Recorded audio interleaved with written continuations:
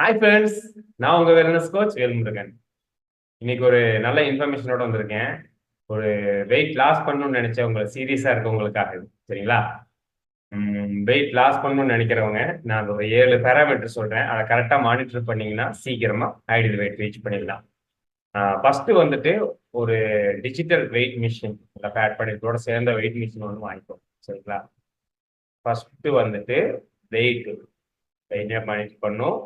அடுத்து வந்துட்டு ஃபேட், அடுத்து பிஎம்ஐ, டிஎம்ஆர், நம்மளோட measurement, just measurement, hip measurement, waistline measurement.